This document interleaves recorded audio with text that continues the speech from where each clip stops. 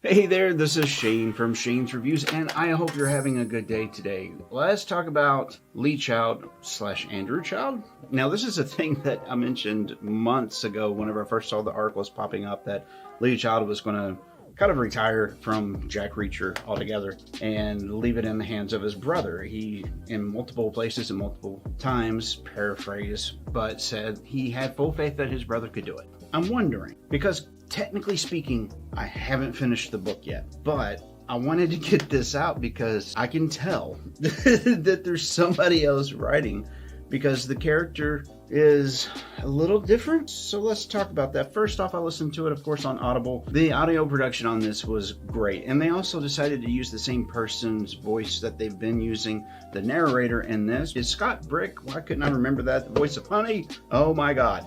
Anyway, so he's one of those voices that just, they resonate. They're really good at what they do, and you can tell that they like doing what they do. I'm kind of glad that I didn't get the paper version, because the last few times that his books have come out, I've got either something on Kindle or I've gotten the paper version so that I could read it before the audiobook came out so I could do a review on it. This time I waited because I was reticent about it, because I was worried that the character wasn't going to stay true to himself, and it's going to take some growing pains to get there, I think. Now, the styling and everything is kind of mostly the same, right? So we've got Jack Reacher, big person, very capable, but usually is pretty quiet, with the exception of if he's trying to get information from somebody or if the narration is taking the book somewhere. But for the most part, he's not very wordy, right? He's a strong, silent, brooding type that can kick your rear end 18 different ways from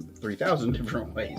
There's not a whole lot you could do if that man decided to go to your rear end, but he is a fictional character, so neener. The long of it all is, he's a lot more wordy in this book. I'm glad that I waited for the Audible portion of this to come out, is my point. Here's why. Because of the tie-in of Scott Brick's voice and the way that he's been narrating these characters for years, it's not been that big of an adjustment for me on getting into the book. Now, usually the books are very simple, and that's kind of part of the joy of it, is it's a very analog book. It's usually clean because there's not all these details. That's what I'm kind of worried about on wrapping up the book, is I don't know if it's going to spiral out of control and we're just barely going to see things wrapped up, or if we're going to get that good clean cut that we usually get at the end of a Jack Reacher book. So what are your thoughts? What are your concerns? Please list them down below. I would love to know. Yes, please, I actually would. But it kind of starts out a little bit different, and then we get, here's Jack and blah, blah, blah, blah. But it's really up my alley, too. I mean, if they were wanting to write a book for me to get my attention, this would be the one, because of the computer work that I do. I appreciate that they have mentioned technology, but they haven't really gotten into the technological aspects of it, because one, that dates things horribly, and two, sometimes people don't know what they're talking about whenever they say things. And then it ruins the spell. It just goes away for me at that point when that happens. It's one of those quirky little things that aggravates me and can take me out of something so very quickly, but I'm glad that that's a thing that's really kind of been ignored. So the story, Jack shows up at this town, there's a lot of things that aren't working, and of course, him being who he is, he's a magnet for things that are wrong to just be introduced to him or him to them, and then, morality says I must fix the issue that I am now encountering, and he's kind of in it right now.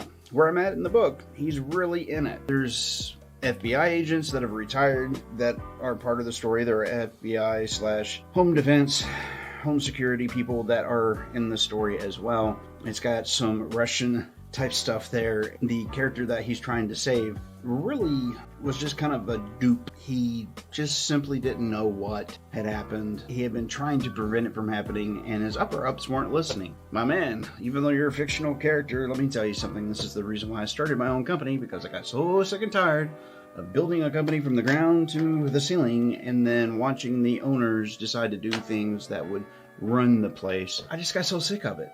And so there's that. The story has been very entertaining. It's not had a whole lot of drag points. It's one of those things that the next part of the story is not being set up.